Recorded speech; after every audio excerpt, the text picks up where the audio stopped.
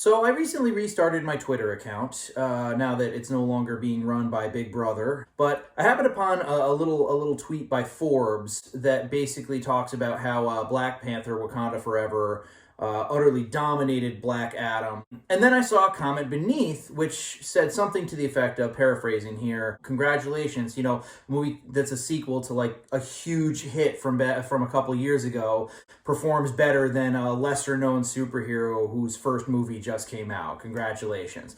And it kind of got me thinking a little bit. Now, to be clear, I have not seen Black Panther: Wakanda Forever. I liked the first Black Panther. It's a tough situation, because it's like, on one end of the spectrum, how can you have a Black Panther movie without Black Panther? But on the other end of the spectrum, it's like, so what? You're just going to do away with the whole Wakanda story from the entire Marvel universe? I mean, you kind of can't do that either. And from what I gather, this film was the best that it could have been, considering. Again, haven't seen it, can't judge it, all right? Black Adam, also have not seen it, but the trailer looked pretty badass, and I would just like to point out the critic reviews, once again, versus the audience reviews, are in completely different encampments.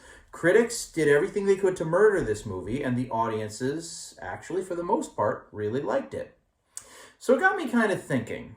Back in 2017, I did a video, Marvel vs. DC, which I would actually like to revisit now, because I kind of feel like we've kind of done a 180 here, all right? Or we have the potential for a complete and total 180. I said in that original video that the problem with the DC movies is that they tried to throw too much in all at once. The first movie they did was Man of Steel, and then it's like the next movie is a crossover, and then it's like they're going right into the Justice League before they even introduce Wonder Woman, like in her own movie. Marvel took the time to really, it started with Iron Man, then The Incredible Hulk, then Iron Man 2, then Captain America and Thor, before they did the Avengers. The bulk of the Avengers had their own origin stories, and DC, a year after the Avengers, basically said, well, we need to catch up to Marvel. And that, need to catch up really does show. That being said, it's not to say that the DC universe to date doesn't have any good movies. It absolutely 110% does.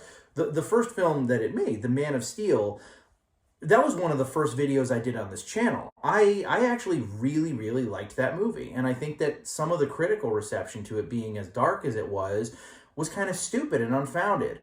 Because they wanted to get away from this, Clark Kent rescuing a cat from a tree, 1970s Christopher Reeve Superman. I mean, no offense to him. He's great, great Superman. But that was another time. I really liked Henry Cavill as Superman. And I really liked the fact that he was faced with a real kind of conundrum at the end of the movie. And he had to do something that, yes, traditionally was very much against the whole Superman mantra. I liked that different angle. Batman v Superman was not a terrible movie. I mean, the biggest fly on the wall to that for me was Jesse Eisenberg. He would have made a great Riddler. I don't understand why he was Lex Luthor, and his performance was so tweaky and twitchy and fuck, this guy's a CEO? Come on, get out of here. And then it's like the whole Death of Superman thing that they did at the end with Doomsday. That could have been its whole other movie. So they tried to pack too much into it. It was a little bloated, and you had Jesse Eisenberg. But other than that, it was pretty good. I mean, Ben Affleck was passable as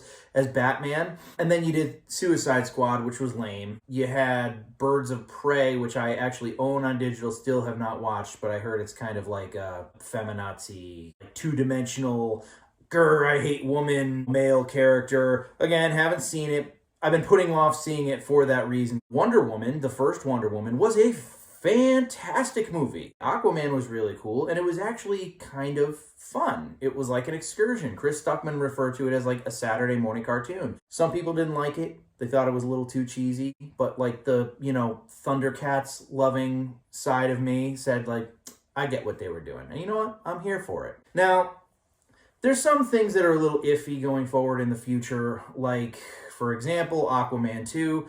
I've heard that Amber Heard is cut down to 10 minutes in that movie or something, but fans are like, nope. So I think that movie's going to take a pummeling. Whether it's good or not, frankly. Nobody wants to see Amber Heard anymore, and with good reason. That being said, you have James Gunn, who formerly did the first two Guardians of the Galaxy movies. He makes Marvel all this money with these fantastic movies, and then they stick it to him years down the road over a tweet that he did. It was a gross joke, whatever. This was also like years before the first Guardians of the Galaxy even came out. And then all of a sudden Marvel catches wind of, oh, well, no, we want him gone. And so DC gladly opened up their arms and said, you can come on over here. And then he directed, what is it? Was it The Suicide Squad or just Suicide Squad? I think it was The Suicide Squad. And he totally fixed everything that was wrong with the first movie. He added a bit of personality. He had that James Gunn kind of weirdness going on. And now going forward, it's looking like he's going to have a lot more involvement in what DC does. And then you have that new CEO taking over Warner Brothers who basically says, we're going to scrap a lot of this woke shit. We're going to focus in on like actual storytelling. I mean, at their expense, they canceled a lot of things. Like that new, I think Batwoman or whatever. Like they were like, nope, we're not doing it. The test screenings were horrible. They said it was woke shit, which doesn't surprise me. But you know, you have the CEO who's changing things, and now you have James Gunn, who Marvel basically gave the finger to. And in Black Adam, I'm going to get into spoilers, even though I didn't see the movie. I do know about this one thing. So if you don't want to hear about the ending or about Black Adam, now's your time to tiptoe out.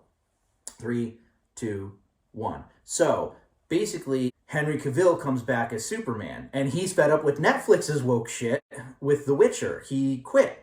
So now he's returned to the DCEU, and even what with the recent release, the 2020 release of Zack Snyder's original version of Justice League, which was 10 million times better than the theatrical version, you have a recipe right now for a really good, like, love letter to the fans style universe.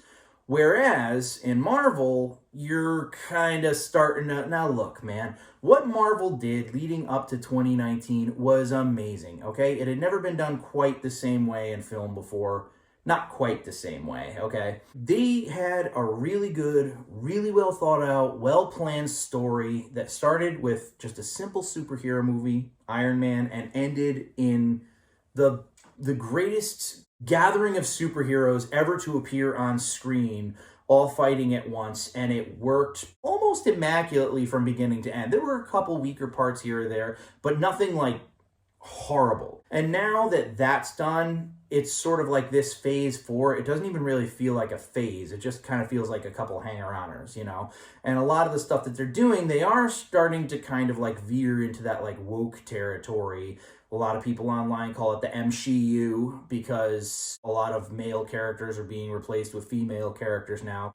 And that's not to say that, you know, you got a couple movies like Spider-Man No Way Home, which, like I said, you know, any good film after Robert Downey Jr. snaps his fingers, as far as I'm concerned, is just a bonus. You have the new Thor movie, which was more of a comedy. I mean, I love Taika Waititi, but it was a comedy. It wasn't like Thor Ragnarok, where it was a story with comedic elements. It was a comedy. You had Doctor Strange in the Multiverse of Madness, which had a dumb female empowerment ending that just made no sense. Total Mary Sue bullshit. And so you've seen the quality of Marvel films decline. You have DC, which was looking like it was just going to kind of phase out, but now it's kind of like a lot of things are happening that it's like, no, I think we can save this. Put the better foot forward and move on with this and make it better. And I do believe that they can, and I do believe that they will with the current creative team behind everything and just like who's overseeing it. It's like a total like invert of what was happening before. That's my theory. I can't go just based on Black Adam and, oh shit, Henry Cavill's still Superman? Oh my god, everything's going to be better now. It's like, no, but there are a lot of things in place to suggest that going forward, DC is going to be a lot better with its product, and that Marvel's product is kind of going downhill, much like the rest of Disney at the moment. But anyways, what do you guys think going forward? Is anybody going out to see the new Aquaman movie when it comes out? Comment below and let me know. And if you like this video, definitely consider subscribing, leaving a thumbs up. You know, every now and again, I actually talk about something interesting. And that's all she wrote.